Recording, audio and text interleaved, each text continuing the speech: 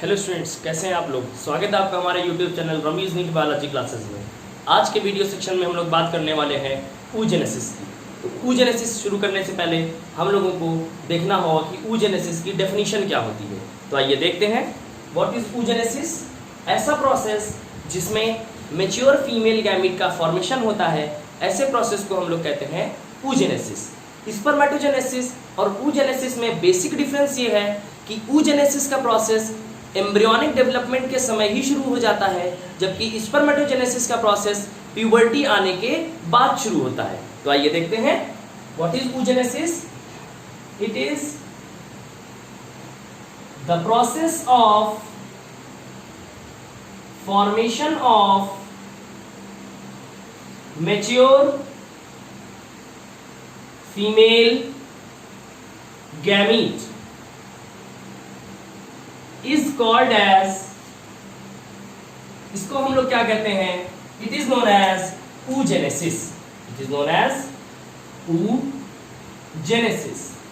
Female gamete that is, जिसको हम लोग ओवम भी कह सकते हैं या फिर एग भी कह सकते हैं। जब आगे बढ़ेंगे तो the process of oogenesis starts during the foetal development. ये बात भी हम लोगों को ध्यान रखनी होगी। oogenesis starts during the fetal development। अब एक चीज समझते हैं, बेसिक सी चीज, oogonia। oogonia क्या है? इसको हम लोग एग मदर सेल भी कहते हैं। इसको हम लोग क्या कहते हैं? एग मदर सेल भी कहते हैं। और यही वो सेल है जो आगे चल करके फंक्शनल ओवम को जन्म देने वाला है। क्लियर? तो आइए आगे बढ़ते हैं। oogonia की खास बात क्या है कि no more oogonia are form और एडेड आफ्टर बर्थ के बाद ना तो oogonia का फॉर्मेशन होता है, ना ही किसी तरह का oogonia आकर के जुड़ता है। ये बात आपको जरूरी है ध्यान रखना। तो ये oogonia फिर कैसे बना? oogonia बनता है कि जो ओवेरी है हम लोगों में, फीमेल्स की जो ओवेरी है, ओवेरी की जर्मिनल एपिथीलियम जो होती है स्टूडेंट्स, जर्मिनल एपिथीलियम, इसके जो लार्जर सेल्स होते हैं, they divide by mitotic division and they give rise to millions of egg mother cells, जिनको हम लोग oogonia भी कहते हैं। और ये oogonia आगे जाकर के ग्रोथ फेज में और मैच्योरेशन फेज के बाद फाइनली किसका फॉर्मेशन करता है? फंक्शनल ओवम का फॉर्मेशन करता है स्टूडेंट्स। तो इस तरह से हम लोग ने देखा कि किस तरह से oogonia का फॉर्मेशन होता है। तो आइए अब देखते हैं oogenesis में कितने फेज हैं। स्पर्मेटोजेनेसिस की तरह oogenesis में भी 3 फेजेस होते हैं। The one is multiplication phase, the second is growth phase,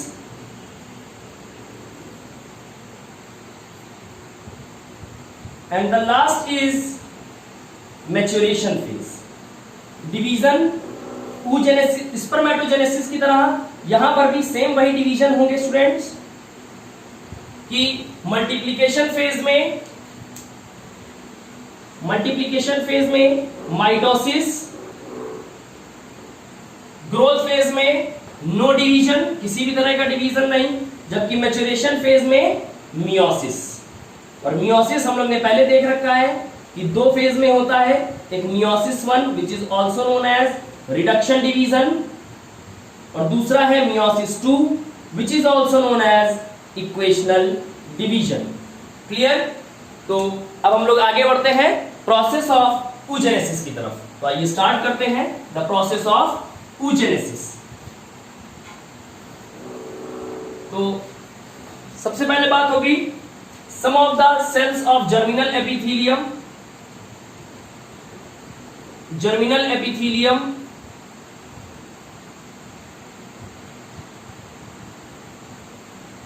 ये जो सेल्स हैं they will undergo multiplication phase.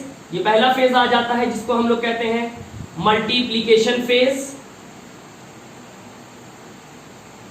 इस मल्टीप्लीकेशन फेज में क्या होगा, रिपीटेड माइटोटिक डिवीजन होंगे, यानी कई सारे माइटोटिक डिवीजन्स होंगे और किसका फॉर्मेशन हो जाएगा, ऊगोनिया का फॉर्मेशन हो जाएगा।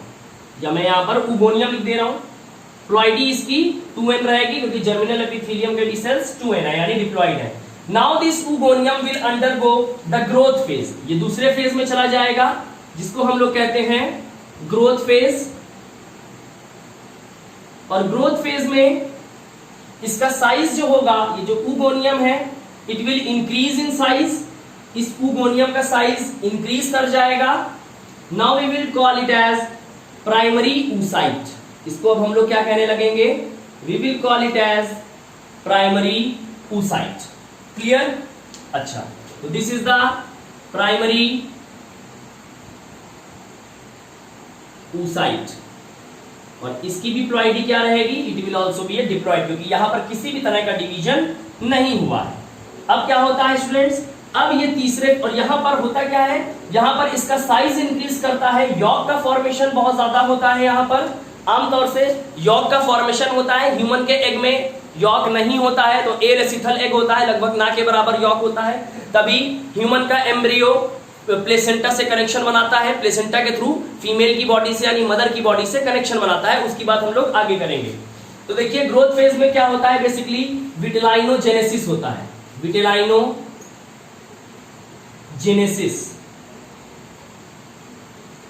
दैट इज योग फॉर्मेशन।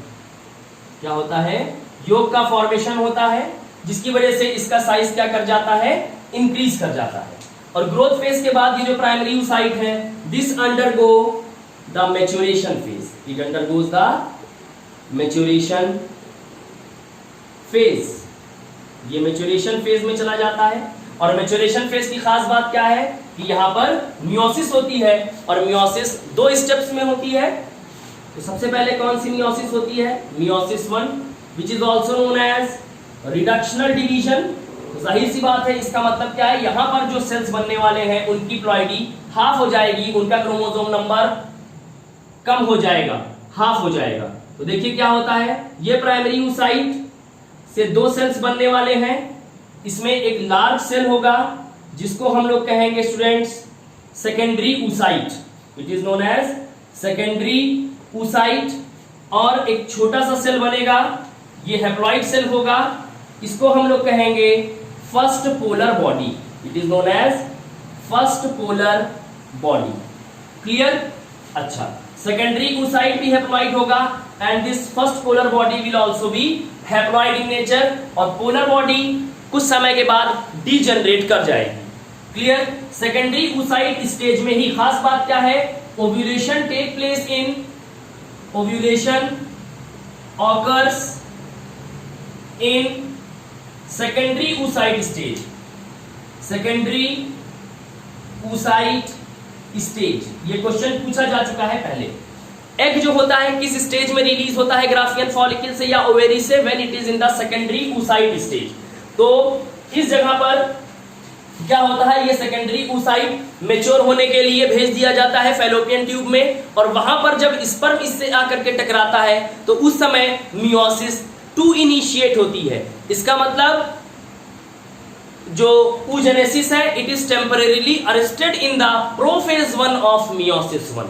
ये मियोसिस 1 के प्रोफेज 1 में रुका रहता है, और प्रोफेज 1 के भी कौन से स्टेज, सब स्टेज में, that is in the diplotene stage. तो याद रखना है इस बात को, oogenesis is arrested during the diplotene stage of prophase 1 of meiosis 1। और उसके बाद जब स्पर्म आकर के टकराता है इससे, तो यहां पर मियोसिस 2 इनिशिएट हो जाती है। कभी कभी क्या होता है, ये जो सेकेंड पोलर बॉडी है स्टूडेंट्स, ये भी मियोसिस 2 में चला जाता है, और यहां पर एक से कितनी पोलर बॉडीज बन जाती हैं बताइए, 2 पोलर बॉडीज बन जाएंगी। कितनी पोलर बॉडीज का फॉर्मेशन हो जाता है, 2 और पोलर बॉडी बन जाएंगी। इसको हम लोग सेकेंड पोलर बॉडी बोल सकते हैं।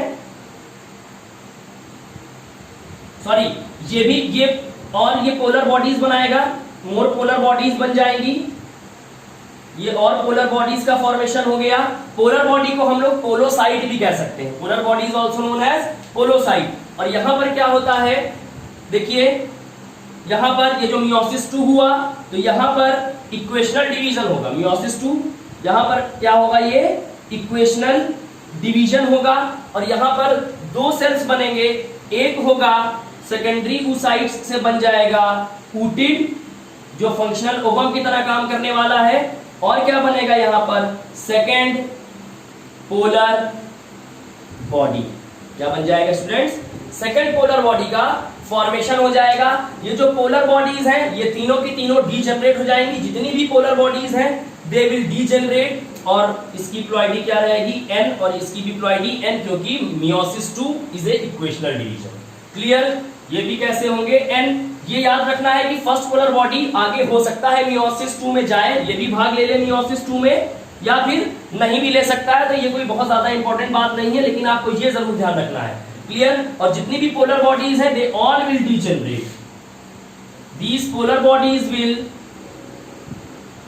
पोलर बॉडीज जिनको हम लोग क्या कह सकते हैं, पोलोसाइट सेल्स भी कहते हैं, पोलोसाइट्स भी कहते हैं, will degenerate because they do not have any role in reproduction, क्योंकि रिप्रोडक्शन के प्रोसेस में इनका कोई भी रोल नहीं है, इसलिए कुछ समय के बाद ये डीजेनरेट हो जाएंगी। जब आगे बढ़ेंगे तो एक जो बेसिक सी चीज ध्यान रखनी है कि oogenesis is arrested in the prophase diplotin stage of diplotin stage of prophase 1 of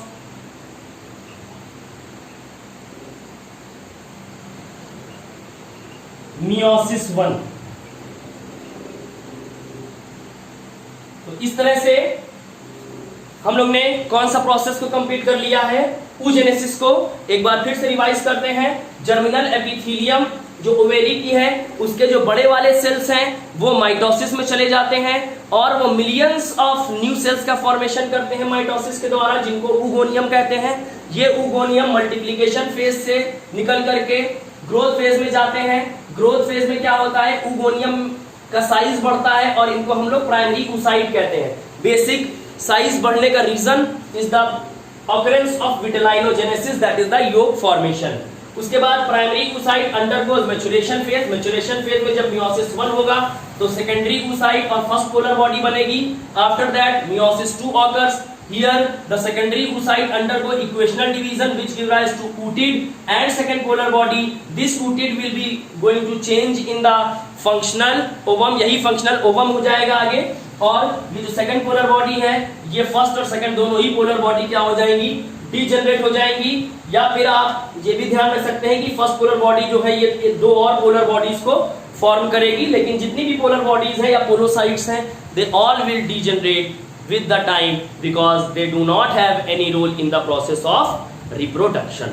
तो आपको हमारा ये वीडियो कैसा लगा हमें कमेंट बॉक्स में जरूर बताएं, और अगर अभी तक आपने हमारे channel Rameez NEET biology classes को सब्सक्राइब नहीं किया है तो प्लीज़ उसको सब्सक्राइब करें और बेल आइकन दबाना बिल्कुल मत भूलें। हमारे चैनल को ज़्यादा से ज़्यादा शेयर करें।